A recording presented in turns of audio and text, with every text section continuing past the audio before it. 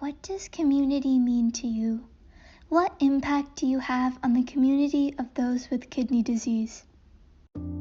I don't think that the transplant from a living donor changed how I viewed community, but rather the process to find one certainly made me believe in the power of community more. So for me, it's important for me to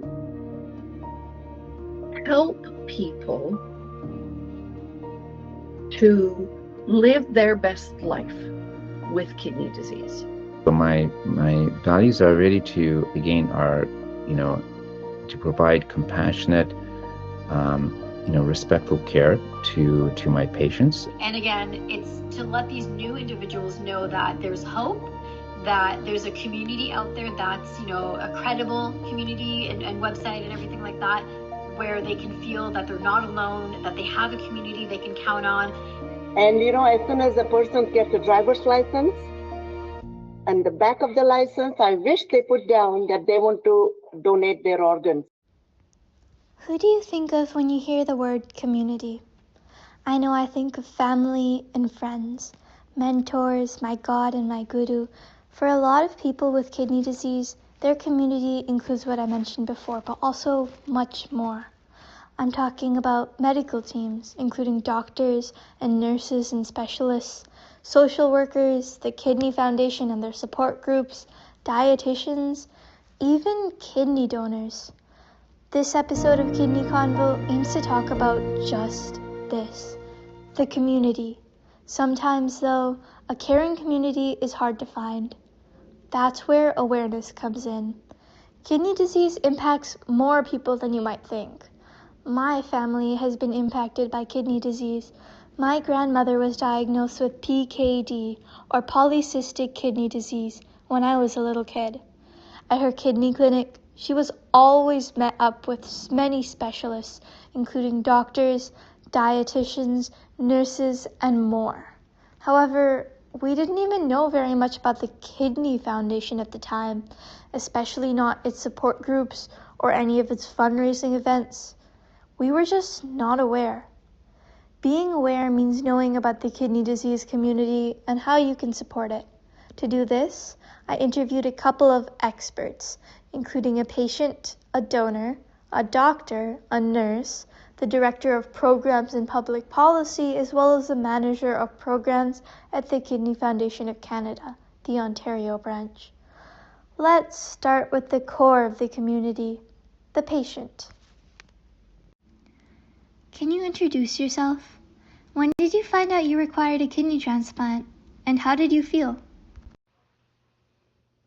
Hi, my name is Tina Patel, and I'm now 40 years old, married with 3 kids.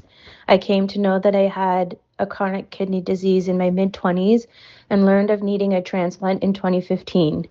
I don't really think that I had time to process it in the moment. All that mattered was that I needed to be positive and get it done, but the process to do so wasn't so simple. The transplant list was very long, and we needed a living donor as soon as possible. Being adopted meant that I didn't have any blood relationships.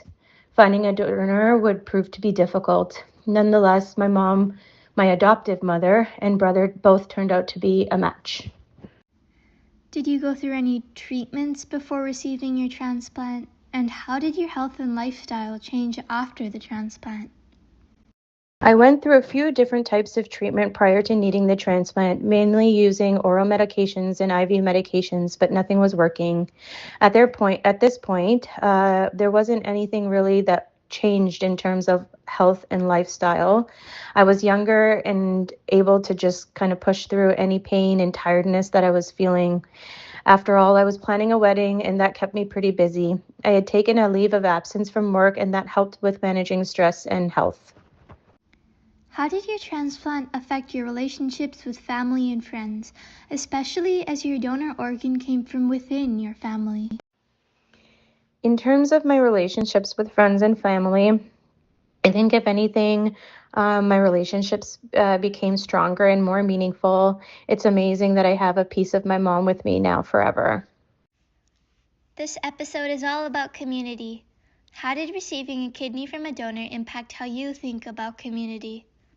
I don't think that the transplant from a living donor changed how I viewed community, but rather the process to find one certainly made me believe in the power of community more. My entire family mobilized to try to find somebody. My parents know a lot of people, and we were able to get the word across many countries very quickly. It just so happened that the key to my health recovery was within my own family. What support did you get from your medical team? To this day, I have a very strong medical team. They took care of me from the point of investigation to diagnosis through to the transplant and recovery. I meet with my medical team once every 2 months to go over blood work to ensure that my kidney is functioning well. Essentially, through my pregnancies, I had a very high risk pregnancy team who worked with my transplant team to ensure that I was optimally taken care of. What do you wish more people knew about organ transplants and recipients? I wish people would be more open to the idea of living donor transplants. Understandably, it's difficult to think about the strain that it puts on the donor and their family among taking time off of work, but there's definitely a need for more living donors because of the long transplant list. I'm very grateful for the outcome that I've had, and I live life to the fullest every day. A person with kidney disease always has a community behind them.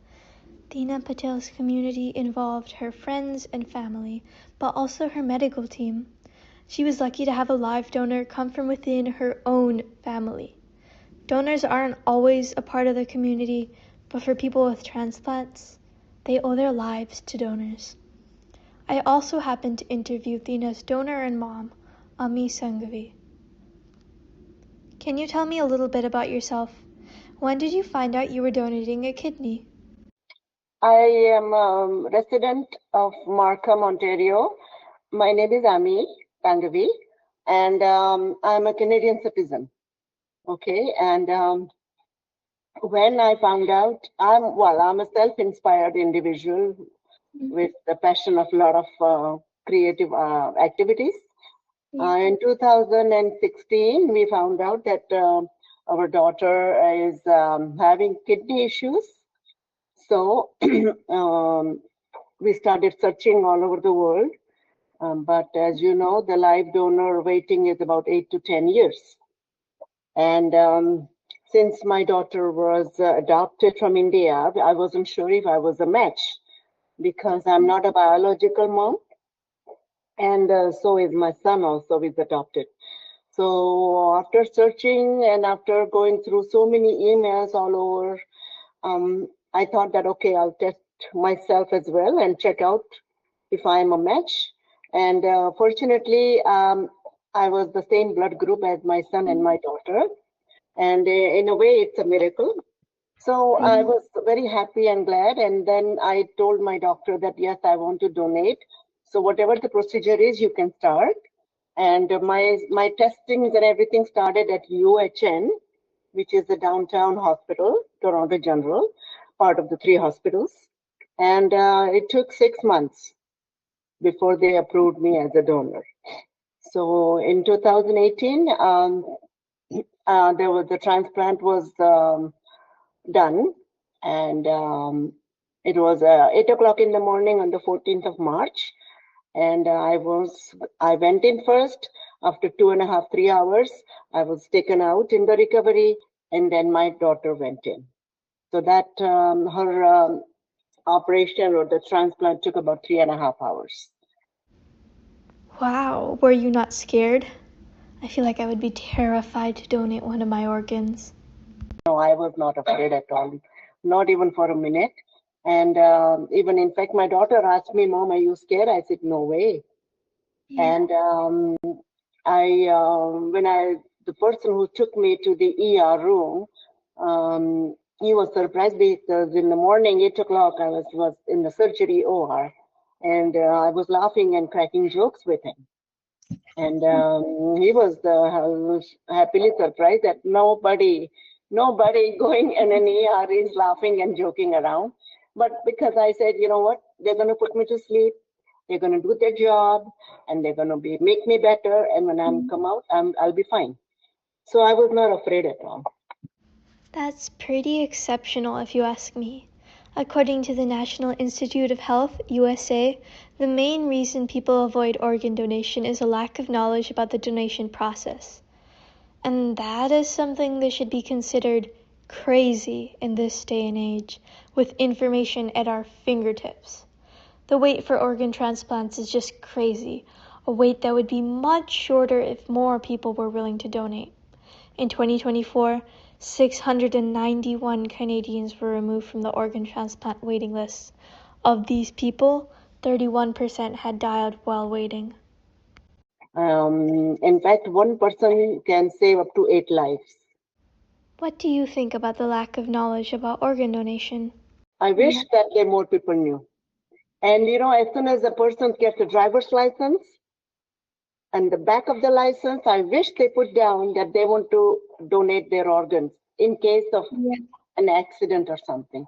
So that automatically will, have the people knowingly, unknowingly, they know that they will be donating if anything happens. As you can see, organ donation is a topic people need to be more informed about. The Kidney Foundation of Canada helps in spreading awareness. That's not the limit of what they do to help support the kidney disease community. They also provide financial assistance, support, and research funding for people with kidney disease. But that's still not all. Recently, in fact, on World Kidney Day, March 12th, they created a national framework for CKD. What does that mean? Well, there are millions of Canadians who live with chronic kidney disease, but it still isn't recognized as a chronic illness, which leads to severe gaps in funding and data.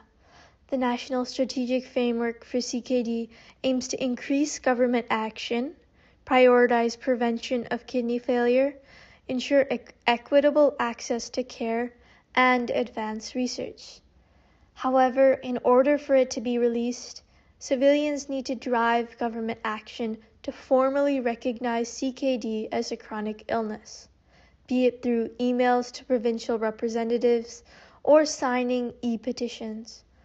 I was very lucky to be able to interview 2 people from the Kidney Foundation, Sadia Baig, Manager of Programs, and Craig Lindsay, Director of Programs and Public Policy with the Ontario branch of the Kidney Foundation.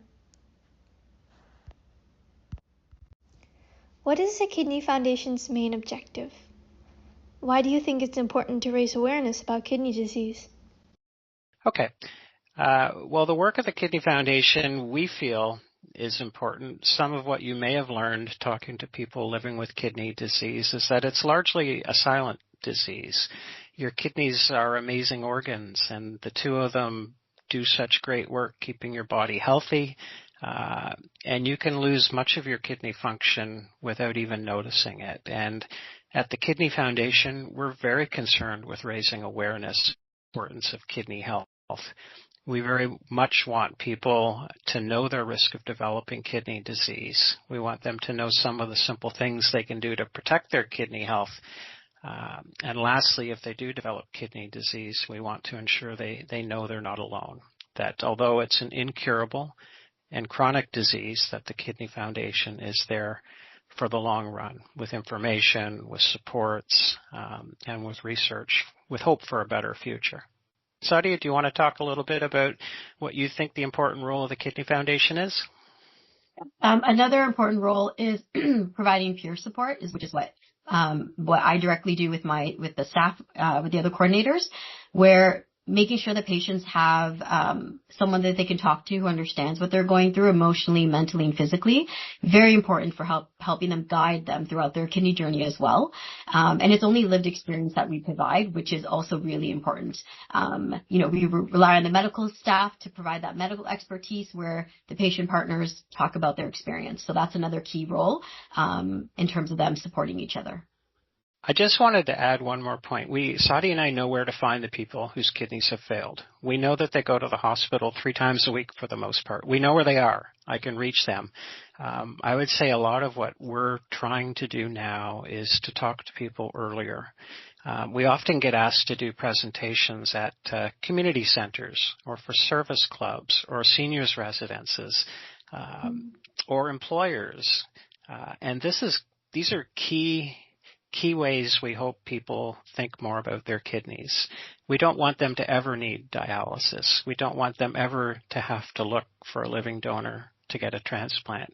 We don't want them to struggle to afford a kidney-friendly diet or transportation to and from dialysis. So every opportunity we have to talk at these events is an opportunity to help people stop kidney disease early. So much they can do to protect it. Simple things your doctor's telling you to do all the time, to eat, make good diet choices, to be a little more active, to stop smoking.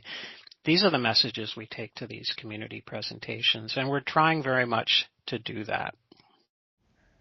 Both of them are actually kidney patients. I asked Sadia Baig about her origin story for choosing to work with the Kidney Foundation. Why did you choose to work at the Kidney Foundation? What is your story as a patient and your origin story? My origin story, okay. I'll answer the first one. I actually was supposed to volunteer for the Kidney Foundation, so I did at one of their galas.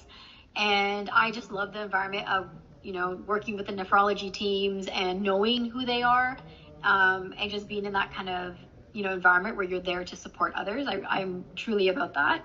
I started off, so I'm a sick kid's baby, and I got diagnosed when I was 14. No one in my family has kidney disease or anything like that. I'm the only lucky duck, as I put it, for a lot of new patients. I was diagnosed with PKD as well, polycystic kidney disease, and I was actually misdiagnosed 20 years later. So I don't know what I have, which is interesting. And when I was at Sick Kids, I had a social worker as well. And the funny thing is, and a lot of patients have done this that I know of my age at that time, whenever she would come into my room, I'd pretend I was sleeping because I didn't want to talk to the social worker. It was just like, it wasn't something I wanted to do. And after when I had my first transplant a year and a half later while I was on dialysis at Sick Kids, she actually, so as South Asians, when you're on steroids, prednisone to be precise, one of the side effects that makes you grow hair. That's a side effect. So I had a lot of hair on my cheeks, and I looked literally like a little wolf girl at 16 years old when I had my transplant. So she went out of her way, took me to a salon downtown. We walked there, and I got my face waxed. I kid you not, I had the best shaped eyebrows at that age. I never had it again. But she made me feel like a human. She took me and made me feel confident in who I was at that point. And it was just a really kind, empathetic gesture. And that is why I'm a social worker. So I went to school at Ryerson, TMU, whatever you want to call it now. It did take me 6 years to get my degree because in that process, I did lose my transplant. I was going through, finding how I could, live my life. And, I was volunteering at the time. I was also in school at the time. I was doing dialysis at the time. I had a lot going on and had way more energy at that age. So it took me 6 years to get my degree. I received it. And as I was doing, different work placements, I knew of the foundation because I got a grant from them, which was really awesome for 2 years. And so that's the only thing I knew about them. I knew nothing else. I was never actually given their information that they existed. And that's a huge problem that we have with patients, that they don't know we exist. And so a few years later, in 2017, I believe, is when I started. Again, I volunteered with them, and I was supposed to actually volunteer in general. And then as I was talking to the manager at the time, he really liked the fact that I had a social worker degree. I can't call myself a social worker because I'm not with the college, but I have a degree in social work. And so I had that. I had the patient skill set, and I just understood what it was like, obviously, to be a patient. And I talk a lot. I'm a very open book. And so when I was supposed to actually start volunteering, he hired me on the spot instead, because also he needed support. He needed us other like staff. So I got hired on the spot, which was awesome. And it was a contract because I took someone's position who was on medical leave. And after that, they just continued hiring me and contracts, and I was like, okay, cool. And so at the time I was a programs coordinator, and again, my role was the same thing, where I would provide peer support to patients and family directly by telephone, and I would connect them to my volunteers as well who have the lived experience. I just became manager actually back in October, I think it was, of last year. So I'm new to the role, but I've been playing this role for a long time actually. And so that's kind of how I became a part of the foundation. Another big part of the community around patients are their medical teams. I contacted doctors from St. Joseph's Healthcare Hamilton and a nurse from the Waterloo Regional Health Network. Firstly, I interviewed Dr. Azim Gangji. Dr. Gangji, how does your work support the kidney disease community? So we partner very closely with the Kidney Foundation of Canada, and the Kidney Foundation is one of our organizations that helps support. In many ways, they help support our patients, and then in return, we try to educate patients, and we hold forums also through the Kidney Foundation as well. And so, it's a kind of a team approach as to how to best provide patient care and patient education. The other partner that helps support kidney disease is the hospital. So the hospital is very important in setting up kidney programs for us. They're very open to the idea of, how to help people with kidney disease, how to help prevent progression of kidney disease, how to help people on dialysis, how to help support people with the transplant. And so the hospital plays a big role over here by giving us support with nurses, administrative staff, and also technology as well. And then the last partner over here would be the province, the Ministry of Health. They play a big role over here, recognizing the importance of kidney disease, and will help. I also interviewed registered nurse Karen Grant. How does your role support people with kidney disease? I would say that I am the interpreter of the science and the lifestyle changes that have to be made. That's a really good way to put it. Oh, thank you. For my patients, finding out that someone has a life-threatening illness is incredibly stressful for them and for the people who love them. And when we're stressed, it's really hard to absorb new information. But when you find out that you have a life-threatening illness, you need to absorb information. Yeah. Because you need, we try to guide people in, okay, how can we help you to maintain what kidney function you have, and to help you to manage in your life with this disease, to keep yourself as healthy as you possibly can be. It's very challenging for people. And so I think my role is to really help them to understand, help them to be able to incorporate changes in their lives, and they're big changes, and also to help them cope with it, because it's. In the second episode of Kidney Convo, we explored the community behind a person with kidney disease, the doctors, nurses, Kidney Foundation, and donors who support patients with their diagnosis. Of course, there are many more members of the kidney disease community, including dietitians, social workers, and of course, family and friends. We also discovered how important organ transplants are.